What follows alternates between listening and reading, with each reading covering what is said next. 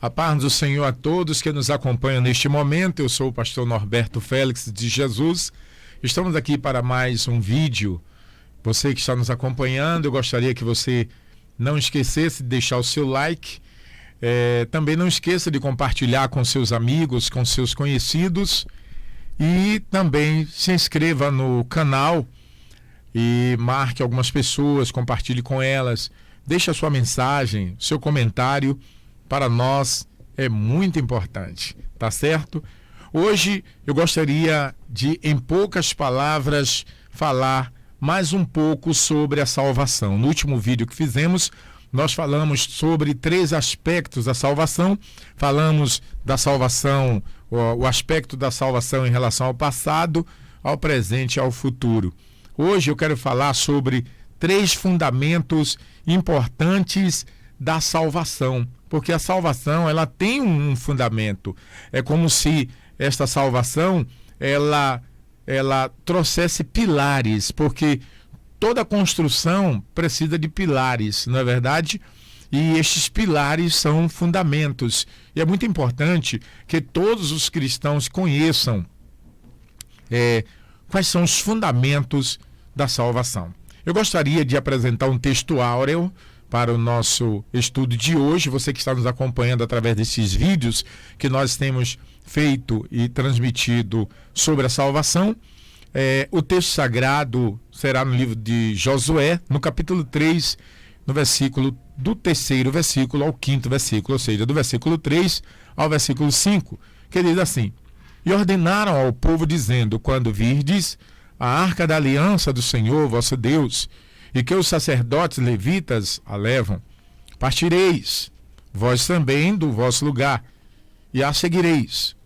Haja contudo entre vós e ela uma distância de 2000 côvados, e não vos achegueis, ou seja, não vos chegueis a ela, para que saibais o caminho pelo qual haveis de ir, porquanto por este caminho nunca passastes antes.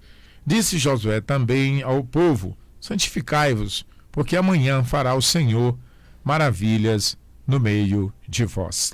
Observem que nós iremos falar, como disse a vocês, hoje sobre fundamentos da salvação. 3 fundamentos da salvação. Falarei sobre reconciliação, justificação e santificação. O texto sagrado que nós acabamos de ler, ele fala sobre a santificação, né? Ele faz o fechamento aqui do versículo que nós lemos, falando: santificai-vos, porque amanhã o Senhor fará maravilhas no meio de vós. Então, eu observo aqui que todo o processo da salvação, ele está incluído,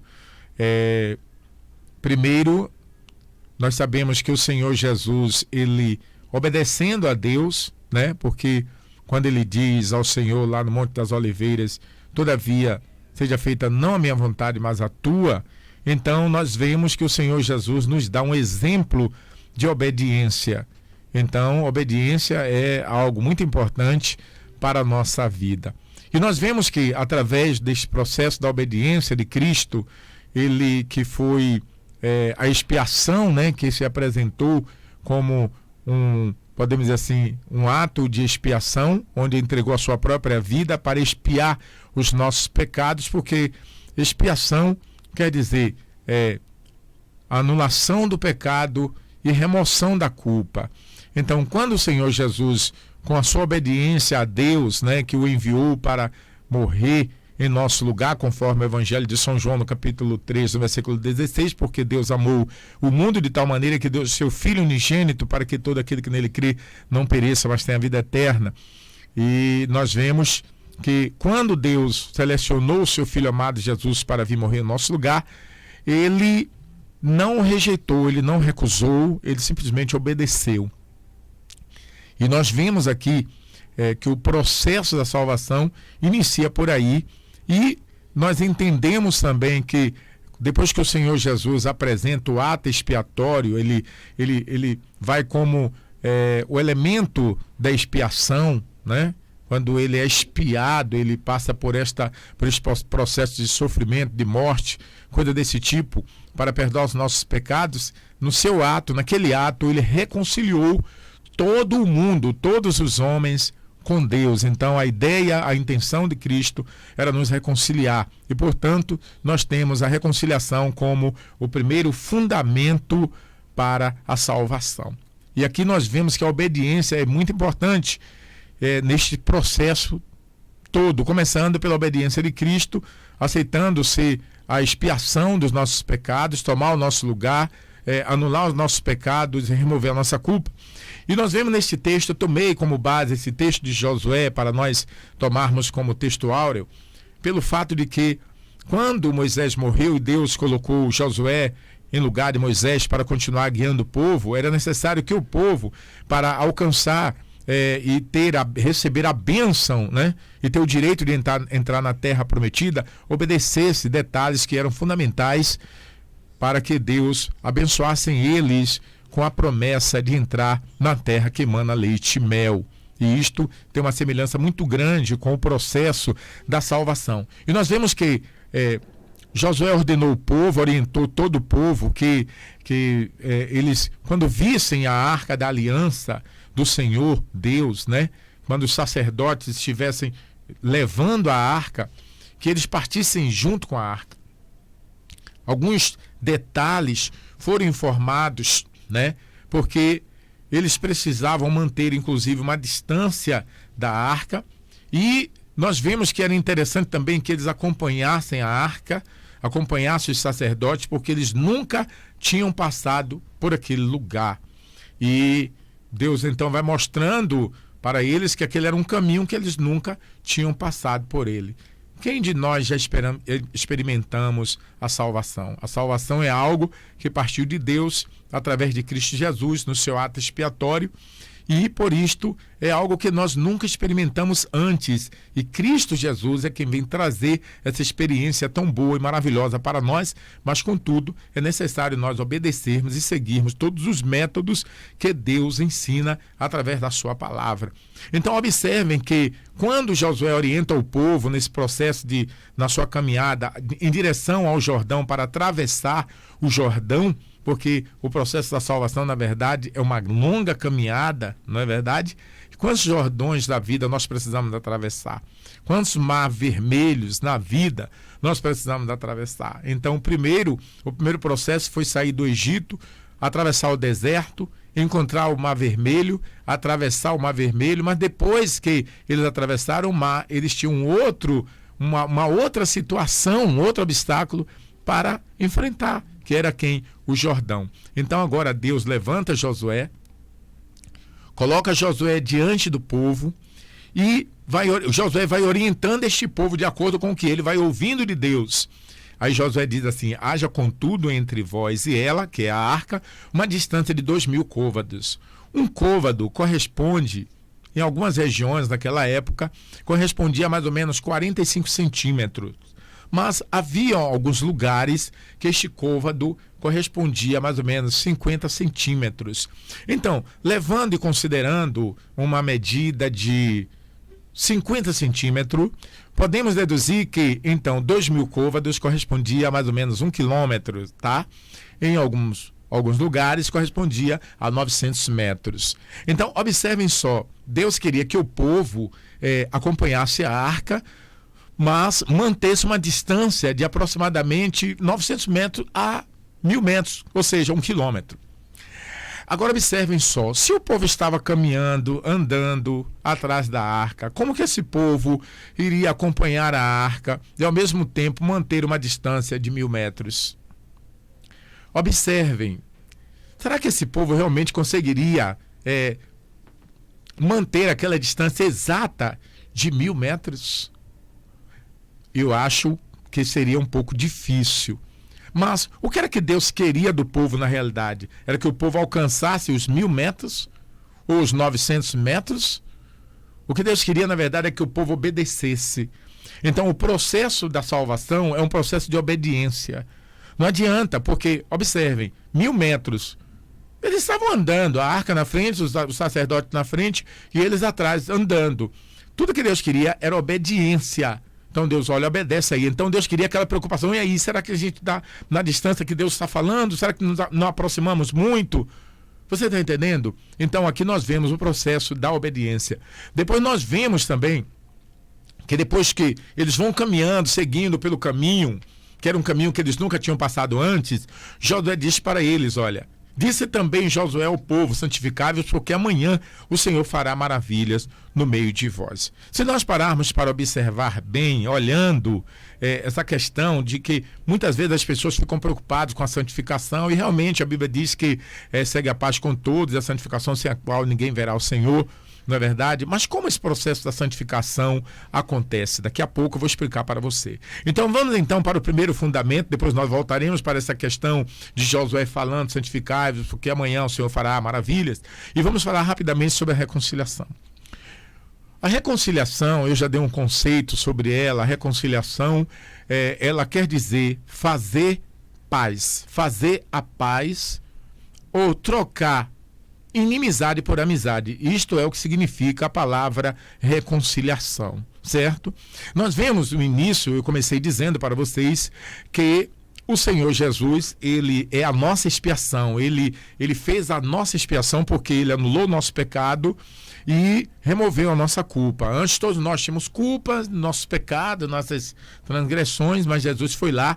Romanos capítulo 5, versículo 10, o apóstolo Paulo escreve, porque se nós, sendo inimigos, fomos reconciliados com Deus pela morte de seu Filho, muito mais, tendo sido já reconciliados, seremos salvos pela sua vida. Então nós vemos que na morte de Cristo, nós somos reconciliados e na ressurreição, na vida de Cristo, nós somos salvos. Entendeu? Então, na ressurreição de Cristo, somos salvos. Na morte, o sacrifício na cruz, ele expiou, ele nos reconciliou com Deus. Então, a salvação só acontecerá na vida do indivíduo, na vida do ser humano, se ele for reconciliado com Deus. Essa reconciliação não é uma coisa da minha própria força, não sou eu que me reconcilio, não é você que se reconcilia com Deus, mas é Cristo que nos reconcilia com Deus e Deus nos reconcilia com Ele mesmo. Então, aí começa o primeiro fundamento da salvação. Quer passar e quer viver a salvação, é necessário ter uma reconciliação com Deus. Nós vemos aqui ainda que Cristo, quando ele vem nos reconciliar, quando ele morre na cruz, ele faz o ato da expiação, ele anula nossos pecados, ele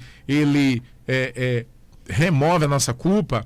Na reconciliação, ele vem nos ensinar um outro detalhe que muitas pessoas estão confundidas, tentando se salvar por si mesmo. Cristo não veio para capacitar os homens a se salvar a si mesmo, mas para salvar os pecadores. Jesus não veio me capacitar para que eu mesmo me salvasse, mas Jesus veio para salvar a mim, para me salvar como pecador. Jesus não veio para capacitar você, para você mesmo se salvar, mas Jesus veio para salvar você. Se você pegar o livro de Mateus, no capítulo 1, versículo 21, você vai lá e verá, e dará à luz um filho, e chamarás o seu nome Jesus, porque ele salvará o seu povo dos seus pecados. Então quem me salva é Jesus, não sou eu mesmo que me salvo, eu não tenho capacidade para isto, e Jesus também não veio para me capacitar para que eu mesmo me salvasse, mas ele veio para realizar a obra da salvação na minha vida. Então para de ficar na sua luta, querendo você mesmo se salvar. Por isso que tem gente que não quer ir para a igreja, tem gente que não quer ouvir pregador, tem gente que não quer ouvir pregação, porque ele acha que ele mesmo pode se capacitar para se auto-salvar, e não é assim.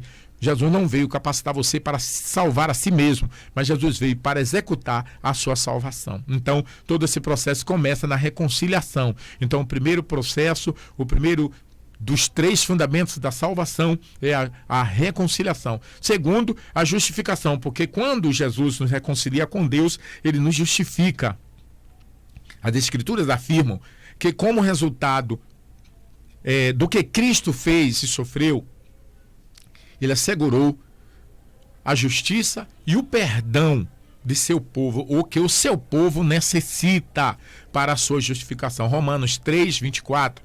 Sendo justificados gratuitamente pela sua graça, pela redenção que é em Cristo Jesus. Então observe que nós fomos justificados gratuitamente pela graça de Deus, pela graça e pela redenção que nós encontramos em Cristo. Por isto, nós somos justificados. Muitas vezes o diabo, Satanás, as pessoas ficam querendo nos condenar, nos culpar de nossas fraquezas e falhas, mas o Senhor Jesus, entretanto, a partir do momento que ele nos reconciliou com Deus, ele também nos justifica, e é por isso que nós temos que ter segurança, tranquilidade, paz nessa salvação maravilhosa. A justificação, de igual modo, como todos os outros fundamentos da salvação, só poderá ser alcançada por meio de Cristo. Então, você nunca alcançará a justificação se não for através e por meio de Cristo, entendeu? Então, Romanos 5:9, a Bíblia fala, através do apóstolo São Paulo, logo muito mais agora, tendo sido justificados pelo seu sangue, seremos por eles salvos da ira. Então, quando nós somos justificados por Deus através de Cristo, nós somos salvos da ira, porque nós somos justificados através de quê? Através do sangue de Cristo foi derramado na cruz do Calvário. E, através dessa justificação, já que nós somos justificados, claro, obviamente, seremos também salvos por Ele. E, por fim, para encerrar, vem a santificação, que é o terceiro grande fundamento da salvação. Primeiro, nós somos reconciliados com Ele, depois nós somos reconciliados por Ele, com Deus, Ele nos reconcilia com Deus, depois Ele nos justifica, certo? Porque Ele é a nossa justificação. Eu não tenho como me justificar diante de Deus, mas quando a ira de Deus se acende contra mim por causa dos meus pecados, por causa dos seus pecados, o Senhor Jesus se levanta, entendeu? Com o poder do sangue dele, apresenta o sangue dele diante de Deus e me justifica. E através dessa mesma justificação, eu tenho o direito da minha salvação. Está entendendo? Então você é a mesma coisa. Se você se render a Cristo, perdoa seus pecados, ele anula seus pecados, remove aquela culpa que fica no seu coração, na sua mente, te perturbando, te justifica com Deus e depois te leva para o terceiro processo da salvação, que é o terceiro fundamento da salvação, que é a santificação. Observe como a santificação funciona. A santificação é um fundamento importante na vida daqueles que são chamados para a salvação. Muitas vezes as pessoas falam, meu Deus, o que é que eu vou fazer para me santificar? Vou falar para você aqui agora. Hebreus 12:14, o autor diz, segue a paz com todos e a santificação sem a qual ninguém verá a Deus. Então nós vemos que para ter salvação e para ter santificação é necessário ter paz. E para ter paz é necessário ter santificação. Não haverá reconciliação onde não há paz. Não haverá reconciliação em um ambiente sem paz. Se as pessoas estão inimigas, nunca haverá reconciliação. Para que haja reconciliação, é necessário que haja paz. Então, se você quer ver Deus, quer dizer, ter a salvação, alcançar a salvação, você precisa ter paz com Cristo. Você precisa ter paz com Deus. Então, Cristo te leva pelo caminho da reconciliação. Reconcilia você, aí você passa a viver uma vida de paz. Paz com Deus, paz com todos. Por isso que ele diz, segue a paz com todos e a santificação sem a qual ninguém verá o Senhor. Então, mas como que essa santificação acontece? Eu tenho que orar bastante, pastor, eu tenho que jejuar, tenho que estar na igreja, Sim, é importante você orar, jejuar, é importante você estar na igreja. Mas não será apenas isto que irá te santificar. Vamos ver então como é que isso acontece? Através das Escrituras, Deus estabelece o método da santificação. Evangelho de São João, no capítulo 17, versículo 17. Olha o que está escrito: santifica-os na verdade. Isto é uma oração do Senhor Jesus, o próprio Cristo, orando a Deus em favor dos discípulos. Olha as palavras dele, hein? Santifica-os na verdade. A tua palavra é a verdade. Então, Jesus está dizendo o quê? Santifica-os na verdade. Ele está querendo dizer o quê? Dá a tua palavra para eles. Enche eles da tua palavra. Enche eles da tua santificação. Aí ele diz, santifica-os na tua palavra. A tua palavra é a verdade. Então, enche eles da verdade. Enche eles da tua palavra. Quando Jesus está dizendo isso, ele está dizendo, enche eles da tua santificação. E quando Jesus está dizendo, enche eles da tua santificação, Jesus está dizendo, enche eles da tua palavra. Então, se você quer ter uma vida santificada, você precisa se encher da palavra de Deus. Agora observem só, Levíticos capítulo 20, versículo 8, olha só o que a palavra está dizendo. Portanto, santificai-vos e sede santos, pois eu, o Senhor, vosso Deus, ou seja, santificai-vos, portanto, santificai-vos e sede santos, pois eu sou o Senhor vosso Deus. Agora veja só o que ele diz, e guardai os meus estatutos e cumpre-os. Eu sou o Senhor que vos santifica. Então, se você quer se santificar, guarde a palavra de Deus. Não adianta você orar, jejuar, ir para a igreja todo dia e não guardar a palavra de Deus. Quanto mais você se encher da palavra de Deus, mais santo você vai ficar.